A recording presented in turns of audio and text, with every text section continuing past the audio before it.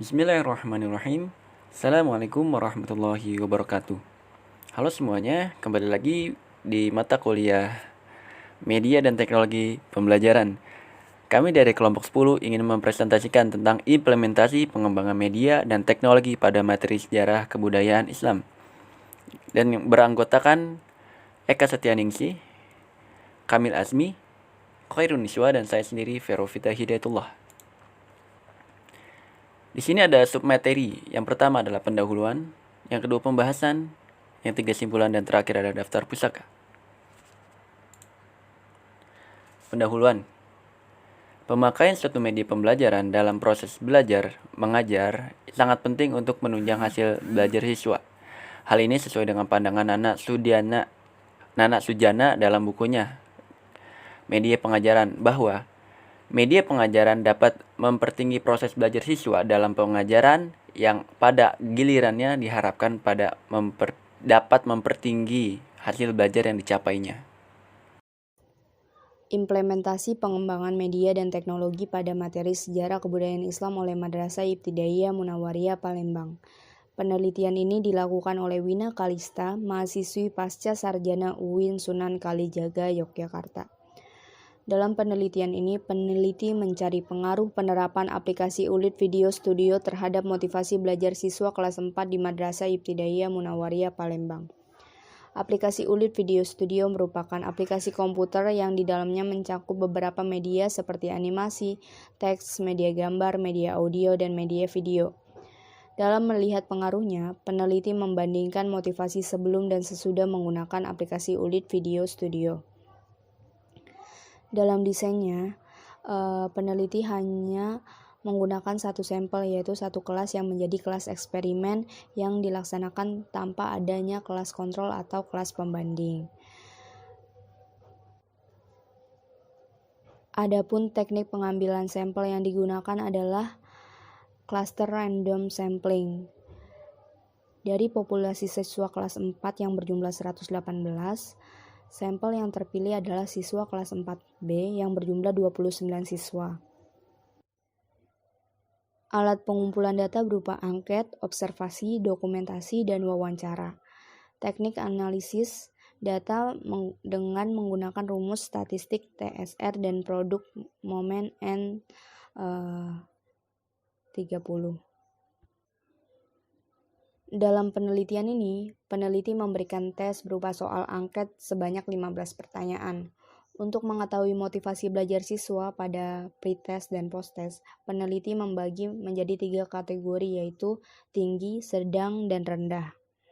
Adapun hasil perhitungan angket pretest dan posttest yang diperoleh yaitu motivasi belajar siswa di Madrasah Ibtidaiyah Munawariyah sebelum diterapkan aplikasi ULID Video Studio, yaitu kategori skor tertinggi diperoleh sebanyak 7 siswa, kategori sedang diperoleh oleh 10 siswa, dan kategori rendah diperoleh sebanyak 12 siswa.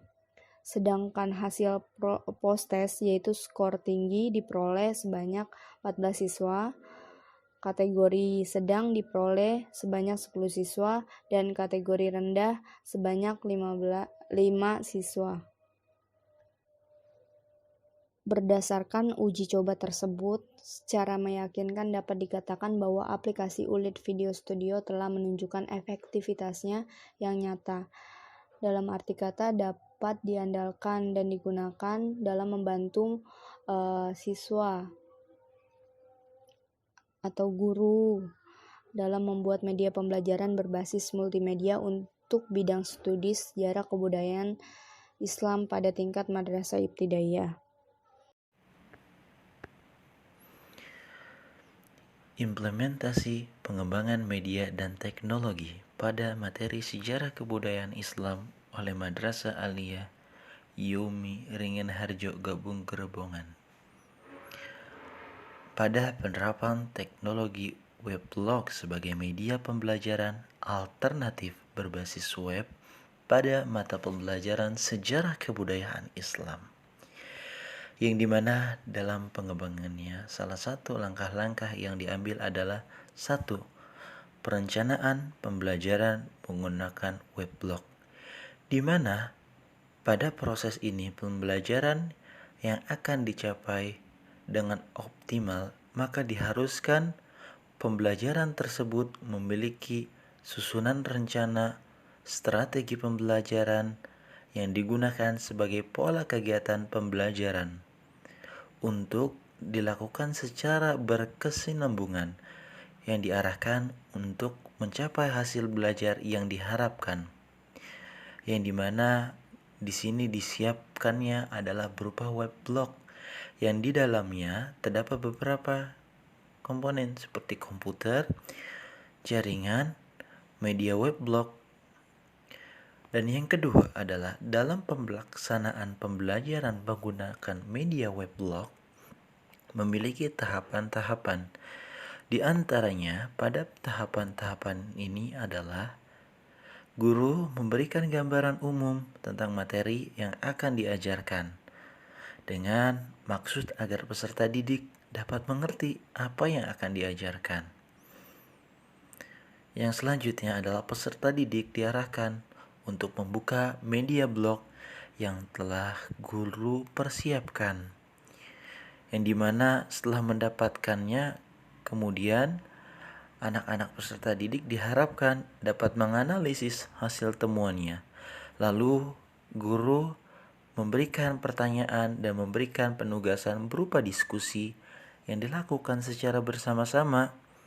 Dan dari pertanyaan yang guru lakukan, guru membagi kelompok dalam beberapa kelompok yang dalam kelompok tersebut diberikan kesempatan untuk mengemukakan jawabannya terhadap materi yang ia telah peroleh dari media web blog. Yang ketiga adalah evaluasi. Dalam melaksanakan evaluasi terhadap media blog, penilaian yang dilakukan guru adalah dengan menggunakan teknik tes dan non-tes, yang dimana dalam teknik tes ini guru dapat memberikan soal uraian yang bisa dipublikasikan di blog, yang dengan cara mengerjakannya setiap peserta didik harus mengakses blog yang telah dibuat guru maupun mata pembelajaran SKI, yang dimana jawaban tersebut bisa dikirim oleh email yang guru punya. Seperti contoh ketika kita mengerjakan tugas-tugas pada dunia kampus, guru memberikan soal dan jawaban soal bisa dikirim oleh media, email, ataupun yang lainnya. Dan kemudian adalah untuk pelaksanaan non-tes, guru juga bisa mengamati penilaian siswa dengan melihat keaktifan peserta didik selama proses pembelajaran. Keaktifan yang dimaksud adalah keaktifan berupa sering bertanya, mendengarkan penjelasan, atau instruksi dalam menggunakan blog atau browsing bahan-bahan ajar yang akan dipelajari. Dalam analisis pelaksanaannya, blog dalam pembelajaran media SKI Sejarah Kebudayaan Islam, dalam menerapkan blog ada beberapa hal yang harus diperhatikan. Di antaranya adalah hardware, manajemen kelas, pelatihan komputer, langkah-langkah pembelajaran, langkah-langkah penerapan, yang dimana dalam hal tersebut diupayakan mampu mempermudah proses pembelajaran seperti penggunaan hardware yang meliputi LAN, komputer, koneksi internet, dan lain-lainnya. Manajemen kelas diharapkan dalam pembelajaran teknologi web blog, pembelajaran sejarah kebudayaan Islam itu harus diposisikan dan diberikan waktu agar waktunya dapat terrealisasikan dengan baik. Pelatihan komputer, karena mayoritasnya banyak pembelajar yang belum mengetahui dan bagaimana cara menggunakannya, perlunya pelatihan komputer dalam rangka upaya mempermudah penggunaan media web blog. Nah, dalam penggunaan media web blog terdapat kekurangan dan kelebihan. Di antaranya adalah kelebihannya, pembelajaran menjadi lebih inovatif tentu, karena peserta didik lebih mudah memahami materi dengan berbagai fitur yang terdapat di blog. Kekurangannya, pengadaan media pendukung blog masih relatif mahal, seperti contoh komputer, data internet, semua butuh biaya dan tidak semua orang mampu. Selanjutnya ialah implementasi pengembangan media dan teknologi berbasis e-learning dengan media Google Classroom pada mata pelajaran SKI kelas 8 Madrasah Sanawiyah Negeri 18 Jakarta. Penelitian dilakukan oleh Yusofi, guru MTSN 1 model Pandeglang. Mengingatkan kembali secara substansial mata pelajaran sejarah kebudayaan Islam ialah memberikan motivasi kepada peserta didik untuk mengenal, memahami, menghayati sejarah kebudayaan Islam yang kemudian menjadi dasar pandangan hidupnya melalui kegiatan bimbingan, pengajaran, latihan, penggunaan pengamatan, dan pembiasaan yang mengandung nilai-nilai kearifan yang dapat digunakan untuk melatih kecerdasan, membentuk sikap, watak, dan kepribadian peserta didik.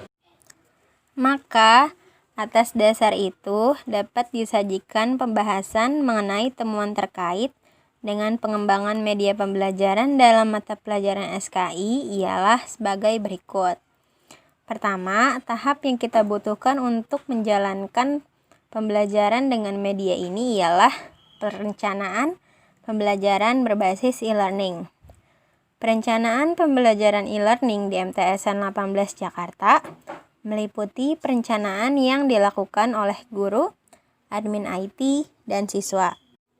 Perencanaan yang dilakukan guru adalah mempersiapkan modul-modul yang akan diberikan kepada siswa, membuat soal latihan, mengkondisikan sarana berupa handphone milik siswa yang akan digunakan. Karena madrasah ini melarang siswa untuk membawa HP, maka guru terlebih dahulu meminta izin untuk menggunakannya pada jam pelajaran kepada wakil kepala madrasah, bidang kurikulum, dan pembina OSIS. Selanjutnya, persiapan yang dilakukan oleh admin IT ialah melakukan hal-hal bersifat teknis yang berkaitan dengan Learning Management System atau LMS berupa JEF.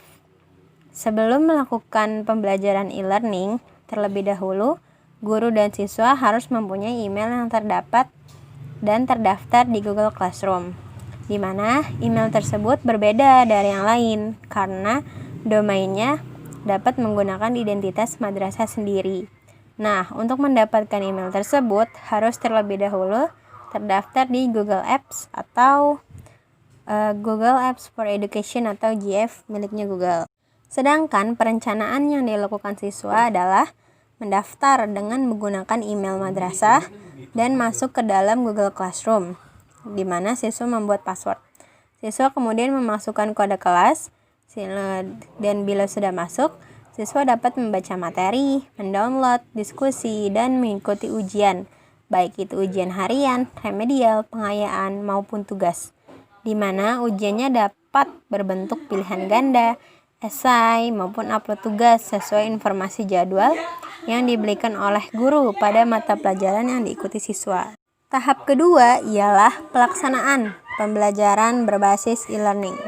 Langkah-langkah pembelajaran berbasis e-learning di MTSN 18 Jakarta ialah berdasarkan RPP yang telah dibuat, yakni terdiri dari kegiatan awal, kegiatan inti, dan kegiatan akhir, di mana langkah-langkah pembelajaran ini pun mengacu pada kurikulum. Langkah pertama ialah kegiatan awal, di mana pertama adalah apresepsi dan motivasi, yakni guru mengingatkan kembali kepada siswa tentang materi yang telah disampaikan pada pertemuan sebelumnya. Motivasi yaitu memberikan dorongan belajar pada siswa dan mengkondisikan kelas dengan membagi siswa menjadi beberapa kelompok sesuai dengan kelompok yang dibentuk. Setelah kegiatan awal, kemudian masuk ke dalam kegiatan inti. Kegiatan inti terdiri dari eksplorasi, elaborasi, dan konfirmasi. Tahap eksplorasi diawali dengan siswa masuk ke dalam Google Classroom dan memasukkan username serta kode kelas yang telah dibuat admin oleh tiap-tiap siswa. Setelah masuk ke laman web, siswa membuka mendownload file materi yang disajikan, seperti misalnya materi tentang dinasti Abbasiyah atau dinasti Ayyubiyah. Kemudian mempelajari materi tersebut dan mengerjakan kuis yang ada di dalamnya secara berkelompok. Selain kuis, bisa juga guru memberikan tugas kepada siswa dengan membuat W+H questions mengenai materi, lalu dijawab tertulis di tempat tugas dalam classroom secara individu. Selanjutnya, tahap elaborasi. Tahap elaborasi dilakukan dengan cara mendiskusikan pertanyaan yang ada dalam kuis tersebut dalam forum yang ada di classroom dan menjawabnya pada file Google Doc. Kemudian diupload pada Google Classroom. Selanjutnya ialah tahap konfirmasi, di mana guru dan siswa membuat kesimpulan dari materi yang sudah dipelajari. Guru memberikan feedback atau umpan balik berupa nilai dan catatan-catatan untuk tugas yang dikerjakan siswa. Evaluasi pembelajaran yang diadakan di classroom adalah ulangan harian yang dilakukan setelah selesai satu kompetensi dasar. Atau bisa juga guru memberikan tugas seperti menceritakan kembali kisah tersebut, di mana harus direkam dalam video. Dan rekaman itu diupload di Google Classroom. Nanti teman-teman yang lain akan berkomentar dan bisa lain sebagainya. Kemudian yang terakhir ialah hasil pembelajaran sejarah kebudayaan Islam berbasis e-learning dengan media Google Classroom. Jadi, teman-teman, pembelajaran SKI melalui e-learning ini hasilnya bisa dilihat dalam 3 ranah, yakni kognitif, afektif, dan psikomotorik, di mana hasil itu bisa dilihat dari motivasi, minat, aktivitas, kreativitas, dan prestasi siswa dalam pembelajaran SKI. Dilihat dari aspek motivasi, sebenarnya terdapat beberapa pendapat siswa yang berbeda. Kemudian dilihat dari kreativitas siswa menjadi lebih tinggi dan terarah karena mereka mau tidak mau akan berpikir untuk menyajikan suatu tugas yang dikerjakan secara menarik, seperti misalkan dalam membuat video, di mana dalam penelitian MTSN 18 Jakarta ini terdapat hasil wawancara dari admin IT bahwasannya siswa-siswa menjadi lebih kreatif ketika dihadapkan dengan tugas yang melibatkan komputer atau IT. Selanjutnya, motivasi yang berbeda tadi dikarenakan ada yang tinggi dan ada yang rendah. Hal ini karena perbedaan kemampuan siswa yang cukup memadai dalam mengoperasikan komputer dan perbedaan fasilitasnya. Jadi, motivasi ini terkendala dengan hal teknis, bukan karena motivasi dalam diri yang ingin belajar atau tidak, melainkan hal teknis, apakah gadgetnya memadai atau tidak. Biasanya siswa-siswa yang kurang termotivasi adalah karena yang kurang terfasilitasi. Kelebihan pembelajaran e-learning ini bisa dilakukan jarak jauh, jadi siswa tidak harus bertatap muka dengan guru, melainkan bisa dilaksanakan di rumah dan sangat efektif dan cukup baik dan bisa menjadi pilihan dalam pembelajaran jarak jauh. Jadi, guru yang menerapkan e-learning ini juga harus kreatif agar bisa merangsang siswa supaya bisa lebih aktif dalam pembelajaran SKI.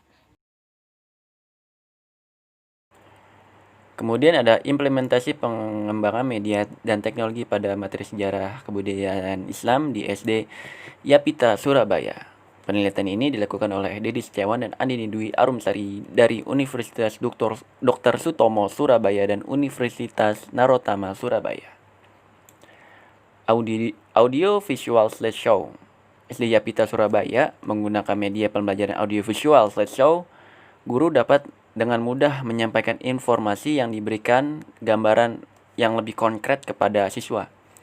Kemudahan yang dialami guru tersebut mulai dari kemudahan untuk mendapatkan media audio visual slideshow tersebut, mudah untuk membuat materinya, dan mudah untuk menggunakannya. Dan kemudian ada juga audio visual film. Media pembelajaran audio visual lain yang digunakan adalah media pembelajaran audio visual film. Dengan menggunakan media pembelajaran audio visual film, metode pembelajaran diberikan dengan menggunakan cerita bergerak dan bersuara melalui film. Dalam media pembelajaran ini, materi pembelajaran sejarah kebudayaan Islam atau SKI diberikan dengan masukkan beberapa tulisan singkat dan gambar-gambar yang menarik di dalam film tersebut. Dari hasil yang didapat, perbedaan pengaruh media pembelajaran audio visual slideshow dan film dapat ada pemahaman peserta didik dalam mata sejarah kebudayaan Islam. Nah, media pembelajaran audio visual film lebih memberikan pengaruh pada pemahaman peserta didik dalam mata pelajaran sejarah kebudayaan Islam dibandingkan dengan media pembelajaran audio visual slideshow. Pengalaman belajar siswa salah satunya juga dapat diperoleh melalui film. Kesimpulan dari penelitian tersebut, 1. Pengembangan media pembelajaran audiovisual yang digunakan adalah dengan menggunakan media pembelajaran audiovisual slideshow dan film. Yang kedua, ada pengaruh media pembelajaran audiovisual slideshow dan film yang signifikan pada pemahaman peserta didik dalam mata pelajaran sejarah kebudayaan Islam. Kesimpulan lagi dari semuanya ini, media pembelajaran digunakan dengan tujuan supaya proses pemberian informasi yang diberikan oleh guru kepada siswa dapat berlangsung secara tepat guna dan berdaya guna. Media pembelajaran menjadi salah satu hal yang sangat dibutuhkan dalam proses belajar mengajar. Media pembelajaran bukan hanya merangsang kreativitas murid, namun guru juga. Maka dari itu, terdapat banyak media pembelajaran yang bermacam-macam. Daftar pustaka baca sendiri. Terima kasih telah menonton, sahabat. Ada pertanyaan?